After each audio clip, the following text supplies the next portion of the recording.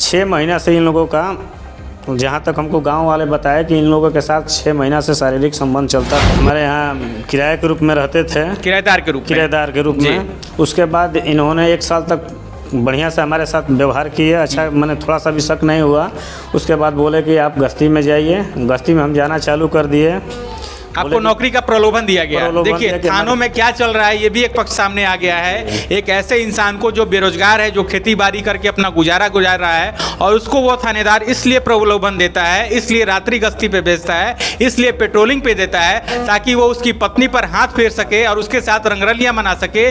बंद कमरे में वो बत्ती गुल करके जो कुछ कहे वो कर सके, ये जानते हुए कि उस घर में सिर्फ और सिर्फ पति और पत्नी रहते हैं। यही कारण है कि इन सज्जन को जो हमारे साथ स्क्रीन पे हैं, इनको नौकरी का प्रलोभन दिया गया और दिन की नहीं बल्कि रात की गश्ती दी गई ताकि उनकी पत्नी के साथ वो दारोगा, वो वर्दी वाला गुंडा मस्ती कर सके। यूपी के एसडीएम ज्योति मौर्य की बेवफाई का किस्सा सामने क्या आया। रोजाना एक ऐसी कहानी सामने आ रही जिसमें या तो पति या फिर पत्नी दोनों बेवफाई करने से चूक नहीं रहे हैं। लेकिन बिहार के भोजपुर जिले से एक ऐसी कहानी सामने आई है जिसने कहीं ना कहीं उस कहावत को भी चरितार्थ कर दिया है, जिसमें कहा जाता है कि स्त्री का चरित्र और पुरुष का भाग्य कभी भी बदल सकता है। जी हाँ, हम बात कर रहे हैं एक ऐसे सज्जन की जिनकी पत्नी ने शादी के 1 साल 2 साल बाद नहीं बल्कि 13 साल बाद उनसे ऐसी बेवफाई की है कि वो अब समाज में अपना चेहरा दिखाने के काबिल नहीं रहे हैं। और इस बेवफाई के पीछे की जो कहानी है उसमें एक ऐसा शख्स शामिल है जिस पर न सिर्फ दाग लगा है बल्कि उसके साथ साथ पूरे बिहार की पुलिस की वर्दी पर भी दाग लगा है। जी हाँ, हमारे साथ इस समय मौजूद है इस घटना के जो एक पक्षकार हैं, यानी कि जो पीड़ित पति हैं, वो हमारे साथ इस समय मौजूद हैं और हम उनसे बात करने की कोशिश करेंगे कि आखिर एक बिहार पुलिस का दरोगा पति को गश्ती में भेजने के बाद पत्नी के साथ कैसे मस्ती करता था। जी हाँ, आपको सुनने में ये शब्द बहुत कठिन लग रहे होंगे, बहुत वल्गर लग रहे होंगे, लेकिन हमारी ये मजबूरी है क्योंकि ये कहानी ऐसी है कि जिसमें आपको पत्नी के चरित्र को दिखाना बहुत ज़रूरी है। क्योंकि वो पत्नी जिसने न सिर्फ अपने पति, अपने परिवार बल्कि अपने समाज की इज्जत को दांव पर लगाया है, बल्कि कहीं ना कहीं वो पत्नी उस दरोगा के सहयोग से अब अपने सुहाग यानी कि पति की जान की प्यासी बन गई है। हम सीधे जुड़ते हैं, हमारे साथ वो भुक्तभोगी सज्जन मौजूद हैं। सबसे पहले हम आपका नाम जानना चाहेंगे। साहब, आपका नाम क्या है? जी, मेरा नाम मुन्ना तिवारी हुआ।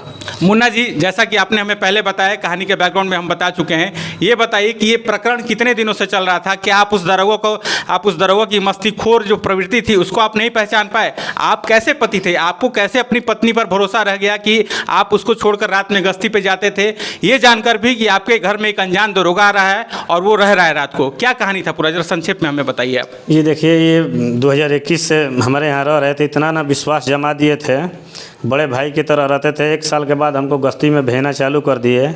हमारी पत्नी 13 साल तक रही, आज तो कोई शिकवा शिकायत नहीं था। उसके बाद हम विश्वास बहुत ज़्यादा इन लोगों पर, दोनों पर कर लिए। घर में आते थे तो कभी एक बार एक झलक तक देखते भी नहीं थे जी।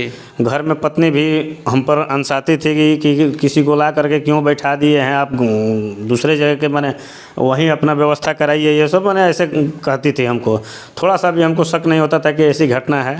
6 महीना से इन लोगों का, जहाँ तक हमको गांव वाले बताया कि इन लोगों के साथ 6 महीना से शारीरिक संबंध चलता था। अब आपको हम रोकेंगे, जरा सा उस दरोगा के बारे में बता दें जिस दरोगा पे आरोप लग रहा है। आरोप हम इसलिए कर रहे हैं क्योंकि अभी दूध का दूध पानी का पानी नहीं हुआ है। हालांकि उस दरोगा का प्रमोशन भी हो गया और वो थानेदार के बाद इंस्पेक्टर भी बन गया। लेकिन जब जो पीड़ित पक्ष है उनने जब पुलिस में शिकायत की, पुलिस के पास बार बार उन्होंने अपील की, तो उस आरोपी को सस्पेंड कर दिया गया है। लेकिन अब हम आपको बता दें कि वो जो दारोगा है, वो दारोगा मूल रूप से गया जिले का रहने वाला है, जिसकी पोस्टिंग बक्सर के नैनीजोर ओपी में बतौर थाना प्रभारी थी। और थाना प्रभारी होने के नाते ये इस सज्जन के संपर्क में आया, और ये सिर्फ न संपर्क में आया बल्कि एक दालान यानी कि जो दरवाजा होता है उस पर एक किराए कमरे में लिया और वहीं रहने लगा। लेकिन इन सज्जन को जो हमारे साथ इस समय मौजूद हैं, उनको ये कतई पता नहीं था कि वो घर में इस तरह से पैठ बनाएगा कि उनकी पत्नी पर भी उसकी गंदी निगाहें हो जाएंगी और पत्नी के साथ बहुत बड़ा कांड हो जाएगा। तो जरा आगे की कहानी आप हम फिर से बता दीजिए।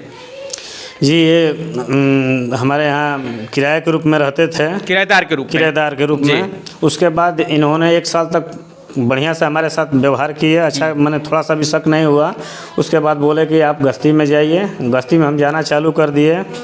आपको नौकरी का प्रलोभन दिया गया। देखिए थानों में क्या चल रहा है ये भी एक पक्ष सामने आ गया है। एक ऐसे इंसान को जो बेरोजगार है, जो खेती बाड़ी करके अपना गुजारा गुजार रहा है, और उसको वो थानेदार इसलिए प्रलोभन देता है, इसलिए रात्रि गश्ती पे भेजता है, इसलिए पेट्रोलिंग पे देता है ताकि वो उसकी पत्नी पर हाथ फेर सके और उसके साथ रंगरलियां मना सके, बंद कमरे में वो बत्ती गुल करके जो कुछ कहे वो कर सके, ये जानते हुए कि उस घर में सिर्फ और सिर्फ पति और पत्नी रहते हैं।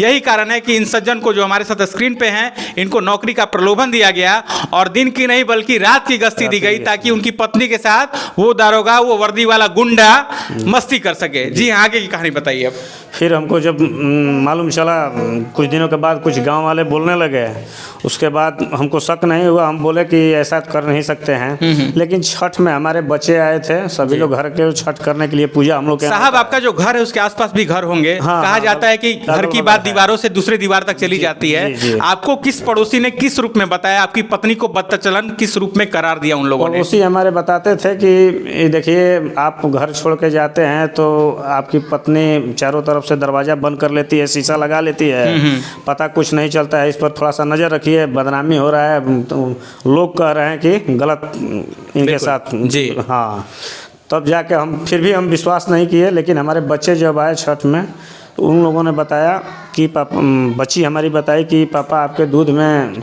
क्या चीज़ का दवा पीते हैं। मतलब इनकी जो पत्नी थी वो एक तरीके से कहीं नहीं कि विष कन्या का भी रोल अदा कर रही थी। ये सज्जन जो हमारे साथ इस समय स्क्रीन पर हैं, इनको किसी तरह की बीमारी नहीं थी, लेकिन इनकी पत्नी रात को ये नींद में बिल्कुल नींद की आगोश में आ जाए, यानी कि बिल्कुल इनको था परवाह कुछ न रहे, इस कारण से रात को इनके दूध में कुछ न कुछ दवा मिलाया जाता था और इस चीज़ से ये बिल्कुल इत्तेफाक नहीं रखते थे, इनको पता नहीं चल रहा था कानो कान। और जब ये सो जाते थे तो उसके बाद दरोगा और इनकी पत्नी न जाने क्या कुछ करते थे। ये सारी कहानी खुद बचा चुके हैं, हम इसको रिपीट नहीं करना चाहते हैं। लेकिन जब 12 साल की एक बच्ची, जिसको हम सरेक बच्ची कहते हैं, वो आती है और देखती है कि उसके पिता के दूध में उसकी माँ कुछ मिला रही है, तो उसका माथा ठनकता है कि आखिर पिताजी को हो क्या गया। और वो बच्ची केयरिंग के भाव से अपने पापा से ये जानने की कोशिश करती है कि पापा आपके दूध में मम्मी मिलाती क्यों है।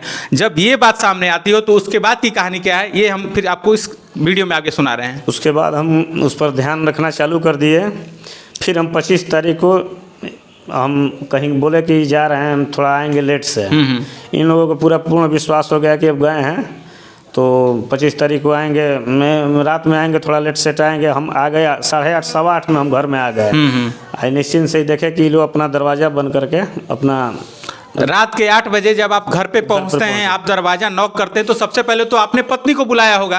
आप तो सीधे दारोगा जी के रूम में गए नहीं होंगे। हम छुप के इन्हीं लोग के चक्कर में थे, इनके चक्कर में ही आपने फील्डिंग की थी। जी, जी। रोज आप 10 बजे आते थे, लेकिन उस दिन 8 बजे ही आ गए। 8 बजे आए तो आपने क्या देखा जब आपने दरवाजे को खोला तो क्या देखा? देखे कि ये लोग दोनों पलंग पर निर्वस्त्र होकर के अपना जी आपत्तिजनक अवस्था में थे। उसके बाद क्या हुआ? तब तो आपको देखकर आपको लगा हो कि आप खून की घूंट पी रहे हैं। उसके बाद हम मोबाइल निकाले कि वीडियो बनाए, जबकि मनोज पाठक हमारा मोबाइल हाथ से मार दिए, गिर गया, फूट गया। आपको बता दें कि मनोज पाठक उस वर्दी वाले गुंडे का नाम है जो फिलहाल सस्पेंडेड है और हमारे ख्याल से हमारी इस वीडियो के मांग से ये मांग करनी चाहिए कि उसको नौकरी से बर्खास्त किया जाए, क्योंकि सिर्फ वो एक साथ एक नहीं दो नहीं बल्कि 3 परिवारों को यहाँ पे जलील कर रहा है, बदनाम कर रहा है। पहला उसका खुद का परिवार, दूसरा इस पीड़ित सज्जन का परिवार और तीसरा बिहार पुलिस का परिवार, जिसकी साख इस वर्दी वाले गुंडे की करतूत के कारण दांव पे लग गई है। जी आगे की कहानी बताएं आप। आगे ये लोग हम जब देखे कि हल्ला करने लगे तो बोले कि ये तो हल्ला करेगा, जाकर के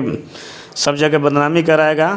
फिर हम अपने पत्नी को हाथ चलाना चालू किए कि तुम ये गलत काम क्यों कर रही हो। आपने अपने गुस्से को पत्नी पे निकाला, पत्नी पर कि तुम ये गलत काम क्यों कर रही हो।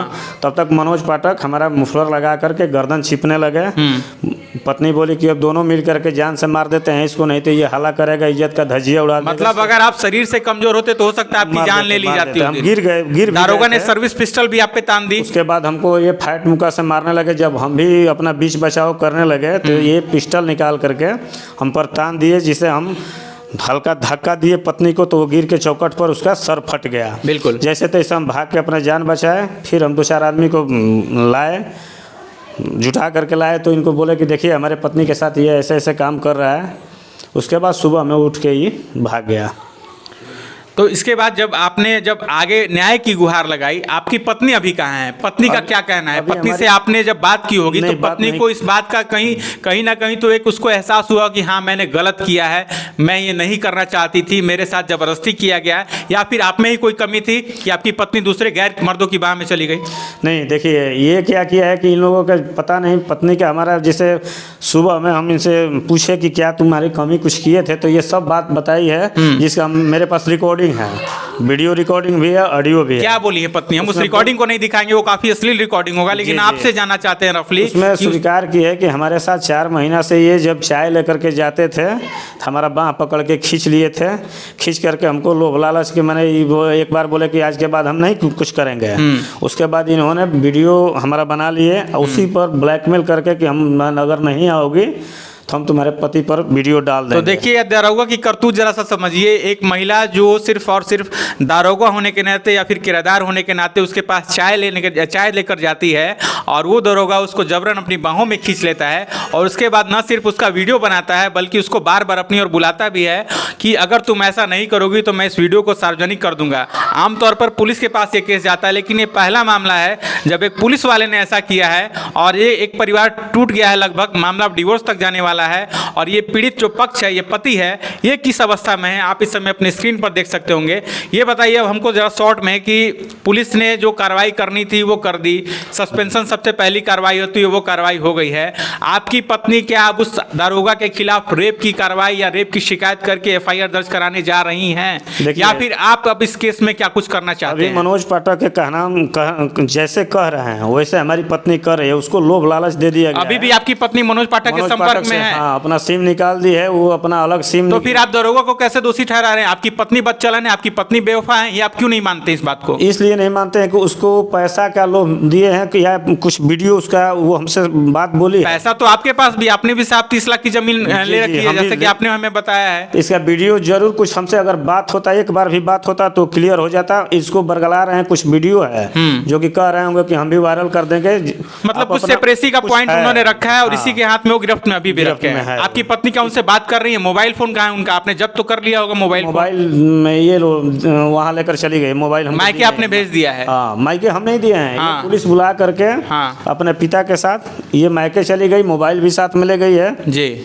और इन लोगों से मनोज पाठक के साथ बातचीत होता है, लेकिन हमारे साथ बातचीत नहीं होता है, नहीं करने देते हैं। यानी कि उस महिला के बारे में जरा सा जान लीजिए, जिस महिला को अभी भी ये सज्जन अपनाने को तैयार हैं, वो महिला अभी भी उस हौसी दारोगा के संपर्क में है जो इसकी इज्जत आबरू लूटने के साथ दोनों घर को लगभग तबाह कर चुका है। बावजूद इसके वो महिला जो इनकी पत्नी है वो अभी भी मायके से उससे संपर्क में है, और ये सज्जन अब चाहते हैं कि इस मामले में कार्रवाई हो, सिर्फ सस्पेंशन की कार्रवाई नहीं हो। आगे क्या होना चाहिए सस्पेंशन के अलावा? हम सोच रहे हैं कि हम प्रशासन से यही मांग कर रहे हैं कि हमारा एफआईआर हो। 1 महीना से हमको दोनों बक्सर का भी वो बोल रहे हैं कि भोजपुर में जाइए, भोजपुर वाले बोल रहे हैं बक्सर में होगा। 2 जिलों का मामला बताकर आपको टरकाया जा रहा है, दफा कर दे। तो देखिए पूरी कहानी आपने सुन ली आरा न्यूज़ की जुबानी। हम भी आपको आगाह करते हैं कि अगर आपके घर में कोई भी अपरिचित आता है, या फिर अभी ऐसे समय में जब इस समय स्मार्टफोन का जमाना है, आपकी पत्नी आपकी बच्चे किससे संपर्क में, किससे चैटिंग कर रहे हैं, किससे सर्फिंग कर रहे हैं, किससे व्हाट्सएप कॉल कर रहे हैं, जरूर इसका ख्याल रखिए,